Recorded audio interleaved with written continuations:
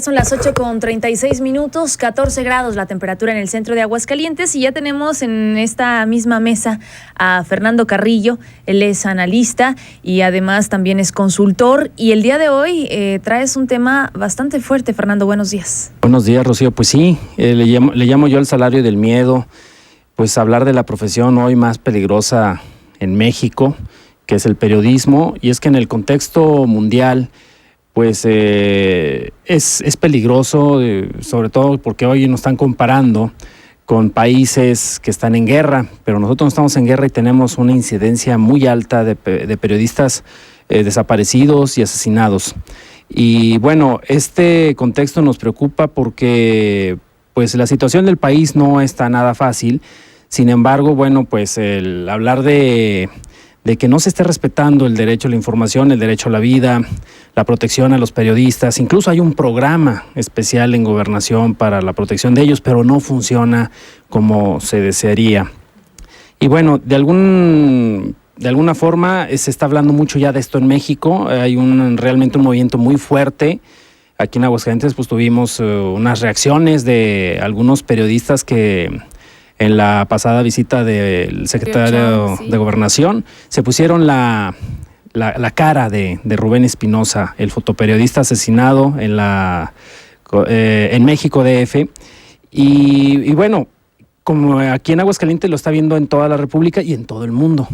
Y se nos está viendo como, pues, con ese este estigma vergonzoso de que no deberían de suceder estas cosas, ¿no? Y que en México es un lugar donde no debería de suceder una sola muerte más, una desaparición, ni siquiera este tipo de hechos. Y es que yo analizaba, no nos están matando a nosotros, no están matando a los periodistas, están matando el derecho a la información, el derecho a la verdad, el derecho a la comunicación.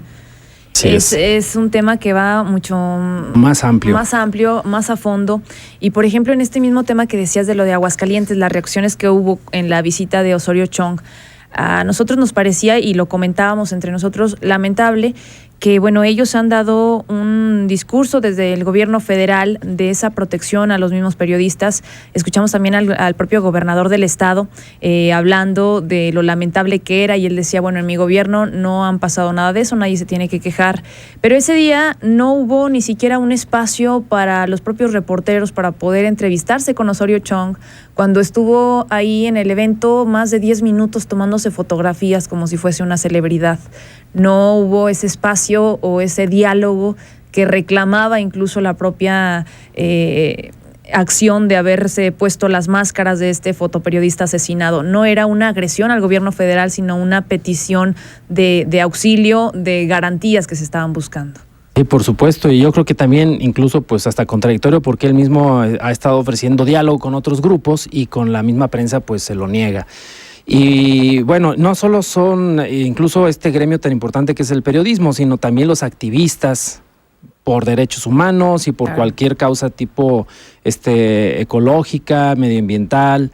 En fin, o sea, la gente que está trabajando en pro de la democracia, en pro de los derechos humanos, en fin, son los que hoy están siendo perseguidos, acosados, en fin. Y bueno, no digamos, pues tenemos muchos sectores, los feminicidios en el Estado de México, en el norte del país. Vamos, tenemos una problemática con muchos grupos de la sociedad que son sensibles y que hoy pues se ha mostrado poca sensibilidad de parte de las autoridades para poder tomar estos temas y hacer que ya no vuelvan a pasar. Entonces, bueno, no solo está, como ya lo comentaste, comprometido en México el derecho a la libertad de expresión, sino, bueno, pues todos los derechos humanos. Y el Estado y los gobiernos no solo tienen la capacidad de hacerlos vigentes y propiciarlos, sino incluso, en este caso, a veces han sido promotores de la violación flagrante y constante de estos derechos. Hoy la principal línea de investigación debería apuntar a este gobernador de Veracruz, Duarte, porque él cobra como gobernador allá y pues hay, con este multihomicidio en la colonia Narvarte, y bueno, ha habido otros, ya más de una docena de casos en Veracruz. O sea, no es una cosa que se venga dando de hace poquito, o sea, tenemos ya un muy buen tiempo y lo hemos venido denunciando aquí, y lamentablemente pues hay unas, vamos a decir, acusaciones muy serias en su contra, porque precisamente el fotoperiodista y un activista lo habían mencionado antes, que si algo les pasaba, pues que todo fuera en contra o la investigación se tomara en torno al gobernador de Veracruz, Duarte. Entonces esto no es poca cosa, y sin embargo, bueno, veo con mucha tristeza que en el gobierno del Distrito Federal se tratan de distraer las investigaciones, y claro que ellos tienen ahorita un problema muy serio de robo y violencia, sobre todo en estas colonias, se han vuelto focos rojos.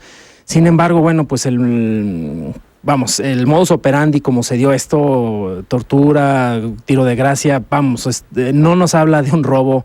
Y bueno, ojalá y fueran hasta, todo el mundo se tiene que cuidar hoy en el DF, ¿verdad? Pero no había muestras ostensibles, ¿verdad?, de riqueza ni de que se les pudiera robar a este grupo de personas. Entonces, la verdad es que pues, la principal línea de investigación debería haber también una atracción por parte de la PGR, también se ha negado eso, todo está haciendo como para proteger al gobernador Duarte. Y esto, pues yo creo que le conviene a él, al gobernador, pues que se le abra una línea de investigación, porque si es inocente, bueno, una investigación seria, profesional y justa, bueno, pues lo va a deslindar de responsabilidades. Y bueno, pues si no, pues yo creo que sí tenemos que contemplar una sanción ejemplar, porque esto marcará un hito de aquí en adelante para que, bueno, pues todos los que estén en el poder o como funcionarios o desde un área de influencia, pues no caigan en esas tentaciones de la soberbia y el poder, de creerse todopoderosos y hacer lo que ellos les dé la regalada gana. Entonces, bueno, y además, yo creo que ese es mi punto de vista, sea inocente o sea culpable, esto lo determinaron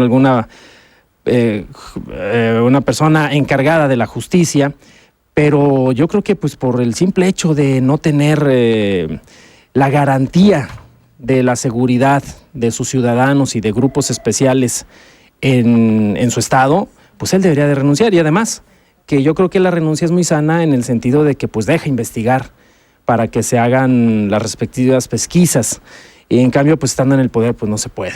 O sea, él mismo puede influir en su equipo de trabajo. Entonces, bueno, por todos lados yo creo que hay que trabajar esto. Yo creo que el gobierno federal debería estar muy preocupado por este tipo de casos, por el caso de este priista en Veracruz, para que, bueno, pues, o sea, se esclarezca de la manera más transparente, o bueno, se lleguen a la determinación de encontrar a los autores intelectuales y materiales de este lamentable suceso que nos llena de dolor a todos los mexicanos. No es único, lamentablemente tenemos Ayotzinapa, tenemos innombrables, incontables casos, ¿no? Entonces hoy queda claro que el poder distorsiona la mente y más aún a los espíritus menores, vacíos de principios, llenos de soberbia, sin autodominio, poca inteligencia y viscerales, y que desde siempre resuelven sus diferencias con la violencia, el avasallamiento y el abuso de poder, como si tuvieran un derecho superior sobre los demás, cuando en la realidad se manifiestan como seres inferiores con estas conductas.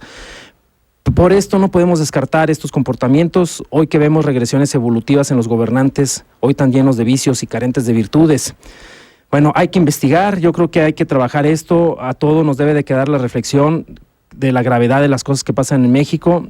Yo creo que les debemos dar un minuto de silencio por las docenas de miles de víctimas de la corrupción, violencia generalizada, abuso de poder y crimen organizado que campea en todo el territorio nacional. Y que hoy se hace con carta de naturalización, y salgamos de nuestro marasmo, nuestra apatía y mediocridad, de que no es mi problema, y mientras a mí no me afecte, pues que pase lo que tenga que pasar, y no esperemos a que el destino nos alcance y nos veamos afectados. Yo creo que toda la ciudadanía sí debemos de poner ya los puntos sobre las íes y empezar a participar de manera mucho más activa en nuestro país, para que estas cosas no se vuelvan a repetir. Y dejar de ser los juzgadores número uno de todo este tipo de casos, porque hemos escuchado, por ejemplo, y lo veo no nada más en temas de periodistas, sino en temas sociales.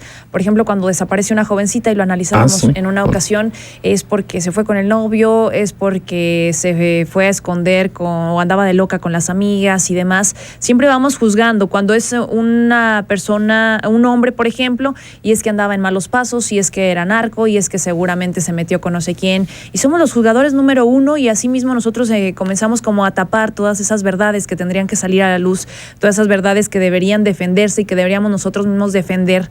Aguascalientes tiene sus propios casos y no lo vimos así en asesinatos, pero sí en detenciones que resultaron en nada al final por falta de pruebas, pero que sí terminaron con una, no una vida físicamente, sino sí terminaron con una seguridad de estos periodistas, de estos colaboradores, y lo hemos visto y hemos podido charlar con ellos y realmente fue una sensación de persecución que al final, bueno, pues ahí lo vimos sin ninguna prueba, están libres, pero sí perdieron meses de su vida y sí les cambió por completo el ver o regresar al periodismo. Aguascalientes no se queda atrás y no digo que estamos en estos niveles de violencia, pero es algo que nos debe pues indignar a todos y lo que te digo, no ser los juzgadores, sino buscar el que realmente se ejerce ese derecho. Así es, porque sí, los casos los tenemos cerca. Aquí Alejandro González, que participaba también por aquí. Aquí me tocó 2 días después de que pasó esto hacer la mención, porque pues a mí me tocó conocerlo desde la universidad, la carrera, somos colegas, en fin, y a nivel profesional, sin ser amigos, sí tenía contacto con él y me parecía bastante extraño, ¿no? Y bueno, pues creo que a la postre la justicia dio su veredicto y él está libre. Y bueno, pero sí, descompone todo el contexto social. Y bueno, vimos el caso de este muchacho en migración en el aeropuerto de la Ciudad de México. Entonces, donde ya nos da terror a todos de que cualquiera de nosotros podemos ser víctimas de un abuso, de una trampa, de alguna cuestión de quienes tienen el poder. Y bueno, pues todos estamos a expensas de que pudiera suceder esto. Por eso tenemos que tomar cartas en el asunto y ser muy participativos, muy propositivos, sí dejar de juzgar y meternos de lleno a que este México pues empiece a cambiar. Necesitamos que urgentemente esto dé la vuelta. Y cerramos con esa consigna que se lanzaba: ni uno más, ni uno menos. Fernando. Exactamente, así es. Muchas gracias y buenos días. Excelente buenos días. Domingo. Igual. Ya son las 8:48. Vamos a hacer una breve pausa, es la última de esta hora y regresamos con más. Notas relevantes.